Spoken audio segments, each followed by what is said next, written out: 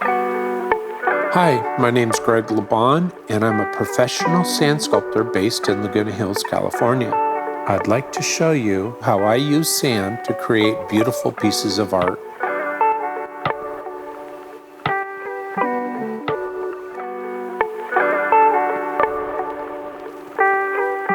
While I often work at the beach, today we're going to be working out of my home, out of my 16-ton sand pit.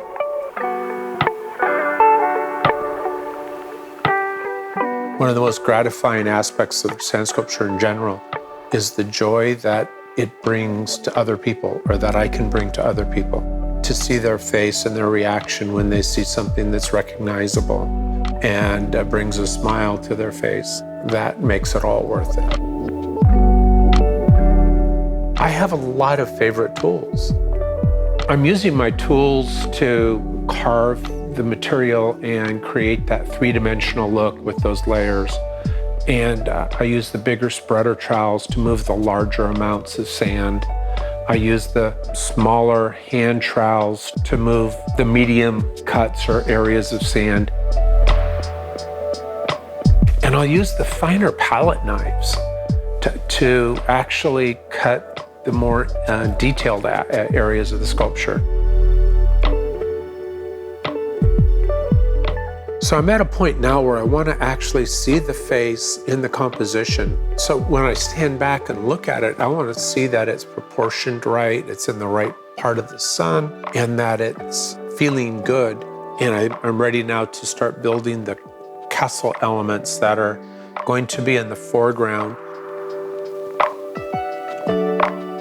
So the tower starts with putting a casting cylinder on a flat plane.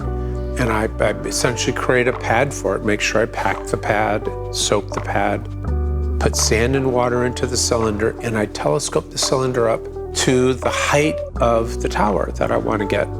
I pull the cylinder off, and then I hand pack sand on top for the top of the roof. If the sand isn't adequately soaked and compacted, the sculpture won't hold its detail.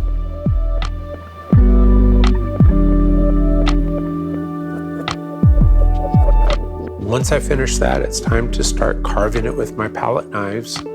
And that's the fine detail where I'm trying to capture the big shape of the tower, and then eventually as I start to clean up the tower, I start to get the windows where I cut the windows in with a palette knife.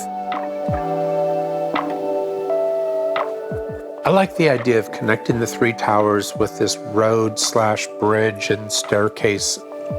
It's a visually appealing element, and it allows your eye to flow across the piece. It's important to think about those compositional elements. These sand sculptures could go forever if you really wanted them to, but you hit a point of diminishing returns and you start to overwork the sand, and it starts to dry out and get brittle. And there becomes a point where you have to just say, it's done, you got to leave it alone.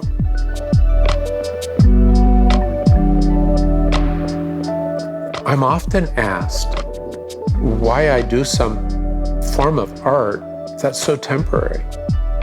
And it's only going to be here for a few hours. Why would you put so much time and effort into something that the next high tide's going to take out? And I view this art as a performing art. And it's very similar to a dancer or a singer that sings for a moment and it's gone. They're a performing artist and they're bringing joy to their audience. And I'm doing a very similar thing with sand sculpture.